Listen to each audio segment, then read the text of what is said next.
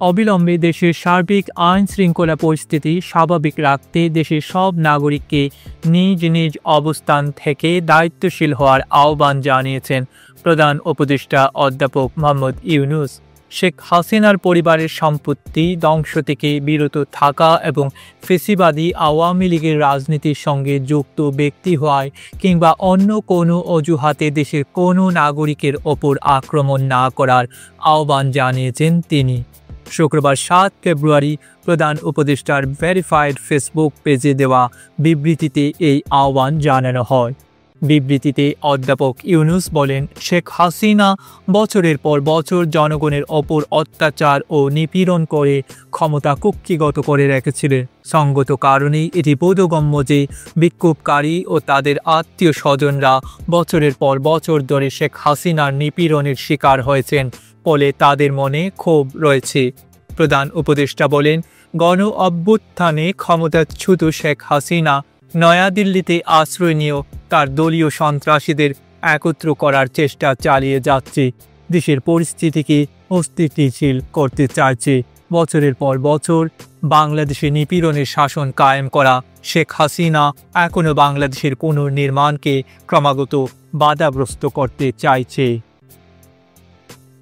এর ফলে দেশের মানুষের মনে যে ক্ষোভের সঞ্চার হয়েছে সেটি বোধগম্য জানিয়ে প্রধান উপদেষ্টা বলেন, তা সত্ত্বেও সরকার দেশের সব নাগরিককে আইন মেনে চলার আহ্বান জানাচ্ছে।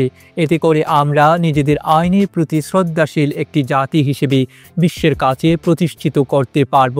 ফ্যাসিবাদী শাসনের অধীনে পুরনো বাংলাদেশ থেকে আমরা যে নতুন বাংলাদেশ গড়ে তুলতে একসঙ্গে কাজ করছি, আইন মেনে চলার মধ্য দিয়ে সেটি আলাদা হবে। তিনি বলেন, আসুন আমরা বাংলাদেশিদের নিরাপত্তা এবং স্থিতিশীলতার অনুভূতি ক্ষুণ্ণ না করি। আইনের প্রতি যে কোনো অবজ্ঞা নাগরিকদের জীবন ও সম্পত্তির জন্য হুমকিস্বরূপ।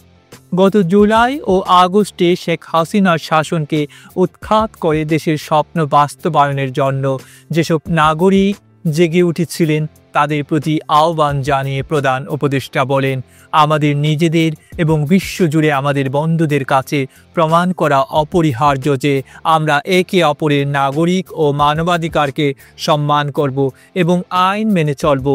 এই নীতির প্রতি আমাদের অঙ্গীকার অটল।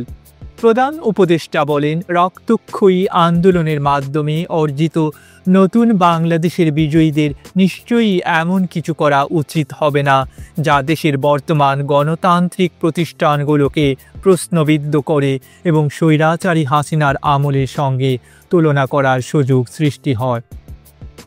তিনি বলেন, আমাদের নিরাপত্তা বাহিনী এই গুরুতর পরিস্থিতি সম্পর্কে সচেতন। আইন শৃঙ্খলা পরিস্থিতি এবং সব বাংলাদেশির জীবন ও সম্পত্তি রক্ষার জন্য সরকার দেশের নিরাপত্তা বাহিনীর সঙ্গে কাজ করছে। সম্পত্তি ধ্বংস, ব্যক্তির ওপর আক্রমণ কিংবা কোনো ধরনের উস্কানিমূলক কার্যকলাপের মধ্য দিয়ে দেশকে অস্থিতিশীল করার চেষ্টা করা হলে আইন প্রয়োগকারী সংস্থা অবিলম্বে বিশৃঙ্খলা ও নৈরাজ্য সৃষ্টিকারী যে কারো বিরুদ্ধে কঠোর ব্যবস্থা নেবে। এ ধরনের কর্মকাণ্ডে দায়ী ব্যক্তি ও গোষ্ঠীকে সরকার বিচারের আওতায় আনবে। ফ্যাসিবাদী শাসনের নেতারা দেশকে সম্পূর্ণ ধ্বংসস্তূপে ফেলে গেছে বলে উল্লেখ করেন প্রধান উপদেষ্টা। তিনি বলেন, যতক্ষণ আমরা সতর্ক থাকব এবং নিজেদের নীতি নৈতিকতা বজায় রাখব ততক্ষণ তাদের ফিরে আসার আর কোনো সুযোগ নেই। তাদের সম্পত্তিতে যে কোনো আক্রমণকে তারা আন্তর্জাতিক দৃষ্টি আকর্ষণ করার এবং তাদের বানোয়াট গল্প প্রচার করার সুযোগ হিসেবে নেবে। মানবতা বিরোধী অপরাধের জন্য স্বৈরাচার শেখ হাসিনা ও তার সহযোগীদের বিচার প্রক্রিয়াধীন জানিয়ে প্রধান উপদেষ্টা বলেন, সমগ্র বিশ্ব আমাদের সঙ্গে আছে। এই মুহূর্তে আইন শৃঙ্খলার যে কোনো অবনতি বিশ্বকে ভুল বার্তা দেবে এবং নিজেদের শক্তি সৃজনশীল শান্তিপূর্ণ কাজে ব্যবহার করে দেশে ইতিবাচক পরিবর্তন আনতে পারবেন। ডেস্ক রিপোর্ট, আধুনিক কাগজ।